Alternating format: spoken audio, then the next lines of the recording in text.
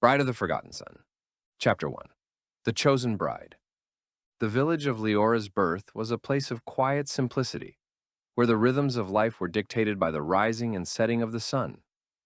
Nestled between ancient forests and a winding river, it was a haven of peace, its people bound by tradition, their lives unfolding in an unbroken cycle of toil and worship. Children played in the fields, their laughter mingling with the rustling leaves and the murmur of the river's current.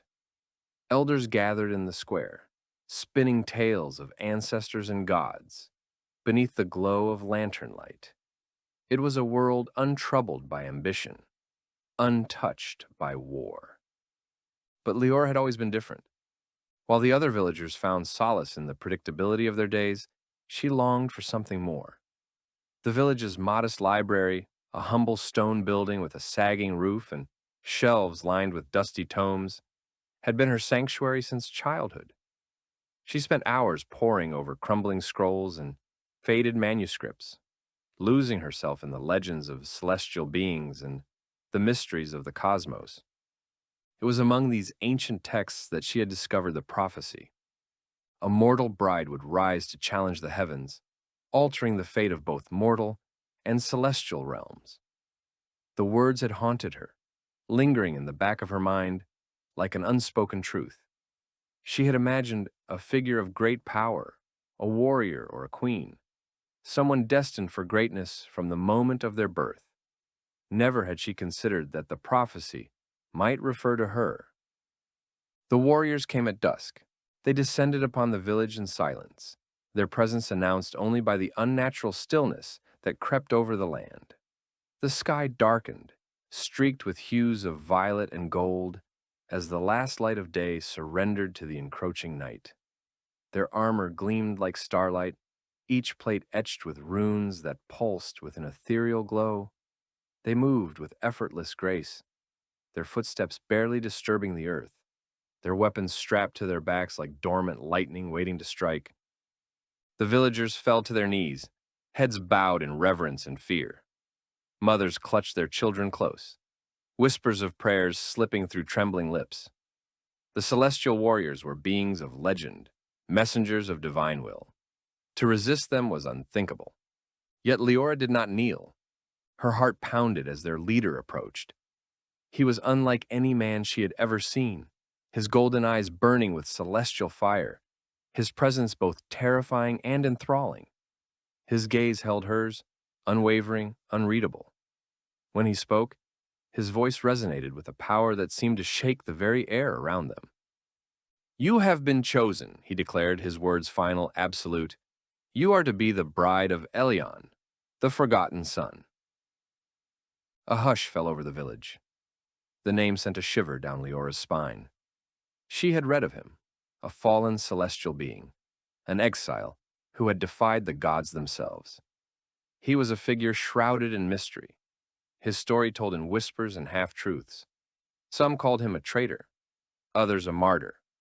None truly knew his fate. And now, she was to be bound to him. Her mind raced. What did this mean? Was she to be a sacrifice? A pawn in a celestial game, beyond her understanding? Fear coiled in her stomach, but beneath it, something else stirred. A flicker of defiance. As the warriors stepped forward, their hands reaching to take her, she cast one last glance at her village, at the life she had known. She had always sought knowledge, always yearned for something beyond the familiar. Now, fate had come for her, but she would not surrender to it without a fight. Chapter 2. The Celestial Realm and its Secrets. Edena, the Celestial Realm, was a place of breathtaking beauty and chilling austerity. Towering spires of crystalline glass rose impossibly high, catching the golden glow of an eternal dawn. Rivers of liquid light coursed through gardens, where trees bore luminous fruit, their silver leaves humming with ancient energy. The sky was alive, a vast, shifting canvas of constellations that pulsed like beating hearts, their celestial whispers threading through the air like a song only the heavens could hear. Yet, for all its splendor, Edena felt like a gilded cage. Leora's chamber, a masterpiece of divine artistry, shimmered with iridescent walls that reflected memories rather than light. A bed of woven stardust, a wardrobe of gossamer silk, a balcony overlooking an endless expanse of celestial wonders. None of it comforted her. She was a guest, yet a prisoner. A bride, yet a pawn in a game she barely understood. It did not take long for her to realize the weight of her predicament. Mortal brides were not an anomaly in Edena, yet their fates were whispered tragedies. Some had vanished without explanation, their names erased from celestial history. Others had been returned to the mortal realm, their minds fractured by things they could not comprehend. The celestial court was divided, some viewing the union of mortals and celestials as sacred, others as a perversion of divine order. Her presence was met with wariness, curiosity, and, in some cases, open hostility. Seraphiel, Elyon's elder brother, was among the first to confront her. His presence was as sharp as his words. Tall, statuesque, his luminous armor carved with runes that pulsed with authority.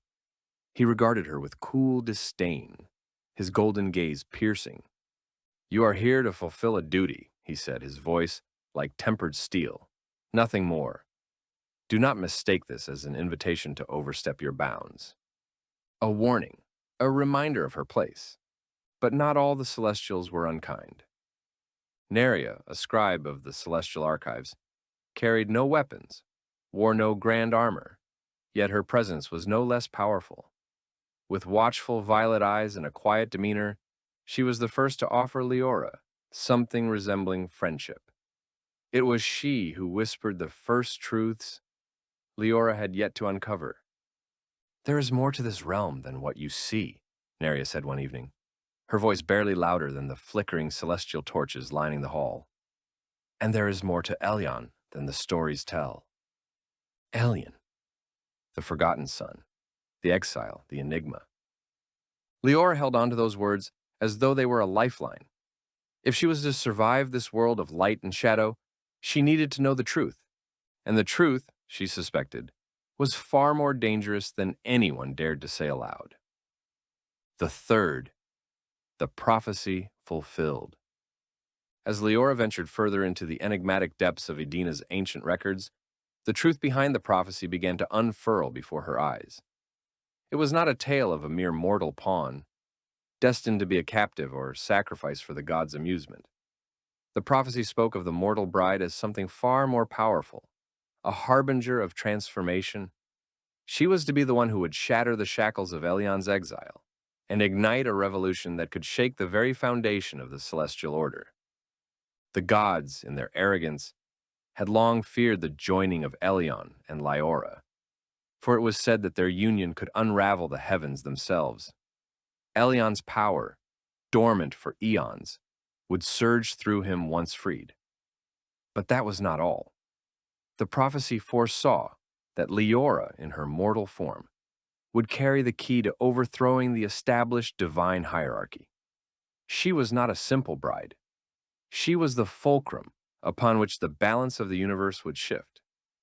Liora's resolve was unshakable when Elyon, finally confronting her amidst the growing storm of their fate, demanded she step aside. Her voice was steady, yet filled with the weight of everything they stood to lose. "I will not be a pawn," she declared, her eyes unwavering as they locked with his. "But neither will I leave you to your fate."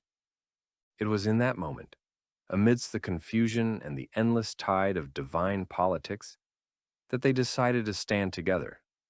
With no allies from the heavens to call upon, they turned to those who had long been hidden, their existence secreted away in the shadows of the realms.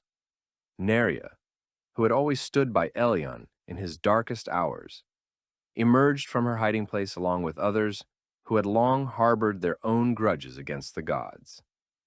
Together, they formed an alliance of rebellion, a resistance against the celestial might that had ruled with such tyranny. The day of reckoning finally arrived. When the moment came for their rebellion to take flight, the heavens themselves seemed to tremble, as though they too feared what was to come. The gods, once omnipotent and above all, descended from their eternal dominion in fury. Their wrath manifested in storms that tore at the very fabric of the universe, shaking the sky and cracking the earth beneath their celestial feet. But love, defiance, and fate combined into a force greater than anything the gods could have imagined. Elyon, now fully awakened and restored to his true potential, fought fiercely alongside Liora, whose bravery surpassed even the most seasoned of warriors. The battle was not one of swords and shields, but of wills, of the gods' control versus the unstoppable tide of change. The heavens raged and roared, but for the first time, they were not invincible. Their celestial chains, woven by eons of power and control, began to fracture and shatter. The gods, in their desperation, tried to maintain their rule, but they had underestimated the strength of the mortal heart and the power of unity. Elyon emerged victorious, no longer the forgotten son, but a king in his own right, his once exiled destiny now fulfilled. The heavens, once steadfast and untouchable, lay in ruin behind him. The gods had fallen, their authority crumbled by the very forces they sought to suppress. Liora, standing at Elyon's side, was no longer just a mortal bride. She was his queen, the woman who had defied the celestial order itself, wielding the power of her love and unwavering resolve. Together, they had not only secured Elyon's freedom, but had also forged a new path for both gods and mortals alike. As they gazed out upon a new dawn, the sky now clear and free of the storm, they knew their journey was far from over. Their story, born of prophecy and rebellion, had only just begun. The gods may have lost this battle, but the war was far from finished. New challenges would arise, new battles would be fought, and the future of the realms was uncertain. But one thing was certain. Liora and Elyon, united in purpose and love, would face whatever came next, unyielding and unbroken. Epilogue: A New Dawn. The celestial realm was no longer the same.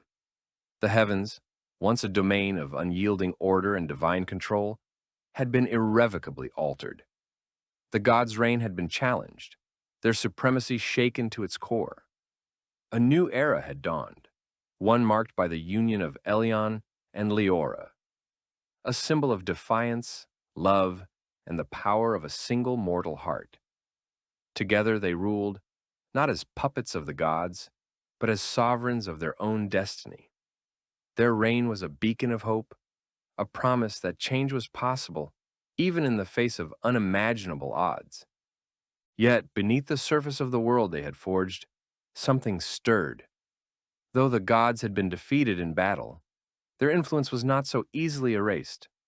Whispers of unrest echoed in the shadows, carried on the winds that swept through the heavens and the earth. The gods, broken but not vanquished, still lingered, their power scattered but not entirely destroyed. The seeds of rebellion had been sown, but the storm was far from over. Liora often found herself standing at the edge of the palace balcony, gazing out across the vast expanse of Edena, just as she had done when she was a girl in her quiet village.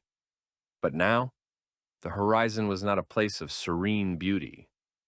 It was alive with potential, a canvas that stretched infinitely before her, waiting to be painted with the bold strokes of their future.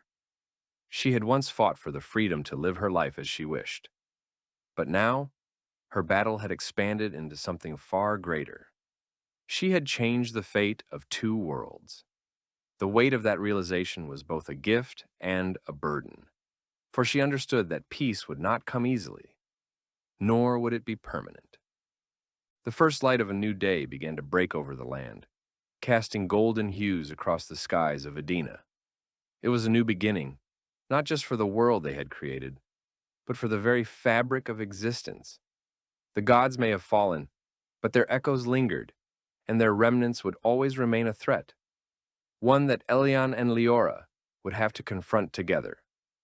Liora turned to Elyon, the man who had once been a forgotten son, and now stood beside her as an equal. his golden eyes bright and unwavering, locked with hers as she spoke the question that had been on her mind for so long. "What comes next?" she asked, her voice steady yet filled with curiosity and resolve. Elyon took her hand, the warmth of his touch grounding her, as if to remind her that no matter what, they would face it together. His gaze softened, but there was a fire in his eyes, a fire that spoke of determination, of a future still unwritten. "Whatever it is," he said, his voice carrying the weight of their shared destiny, "we face it together." And so, beneath the rising sun, the mortal bride and the forgotten son stood side by side, their hearts intertwined in purpose and love. Their story, though vast and filled with triumph, was far from over. The realms, now in the grip of their rule, held mysteries and challenges yet to be uncovered. The gods had been dethroned, but their legacy was far from finished.